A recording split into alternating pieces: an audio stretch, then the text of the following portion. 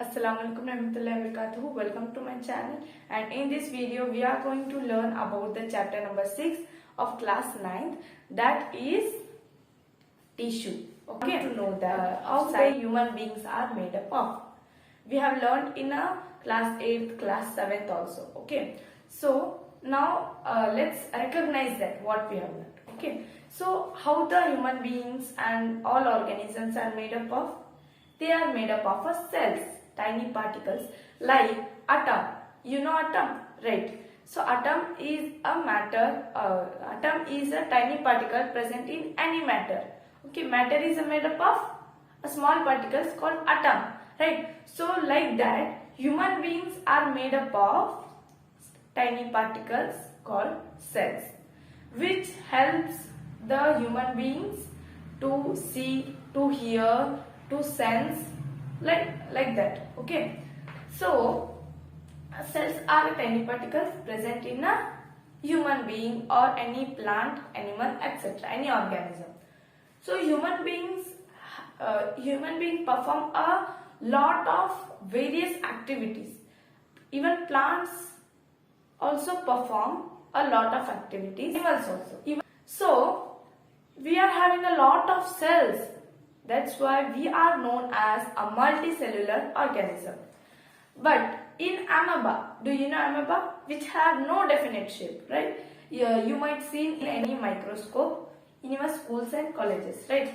So amoeba is a organism, but it has only one cell of various activities like respiration, next digestion, lot of things it can perform, like reproduction also. So that's why amoeba is called as a unicellular. Unicellular means it is having only one cell, right? So human beings and all organisms, means animals and plants, are having lot of cells which perform a lot of activities. Okay, so those are known as multicellular organisms. So what is that? The organism which have only one cell or which is made up of only one cell, that is known as unicellular organism. But an organism which is made up of more than one cell or more than two cells or lot of cells, those are known as multicellular organism. So where were we? We are going to discuss about tissue now. Okay. So what is tissue? A tissue is a group of cell. Okay. So a tissue is a group of cell which is similar structure and perform a particular function, right? For example, the tissue of our eyes. We are having two eyes, right? So the tissue present in our both eyes are same, and they both eyes perform the particular function, right? It helps us to catch the sight or catch any image, and it submits to our brain. So for example, if we see someone or if we see any image, that will be captured in our memory card, right? So our brain is our memory card for every human being, right? So the eyes helps to capture the image and it saves in our in our brain. We can also call it as it works like a camera, right?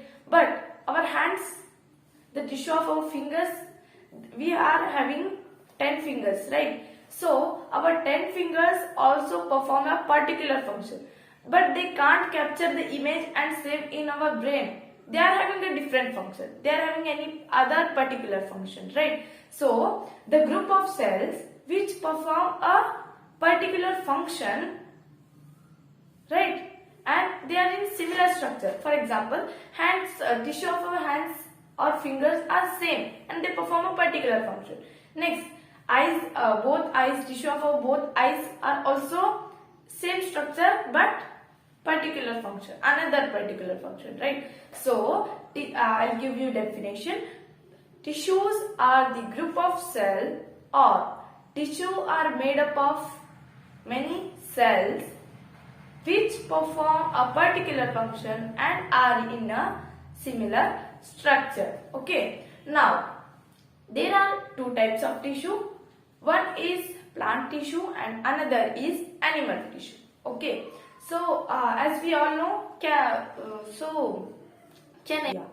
animals can move, but plants do not move, right? Animals can run, but they do not run. Animals can talk in their own languages, like dogs. Dogs also talk by their own language, that they will bark. Like tiger also, it roars. Human beings, they talk different languages, right? So but plants do not talk to each other. So this was the brief difference, right? There are a lot of difference between animals and plants, but this is a main difference, that animals can move, plants do not move.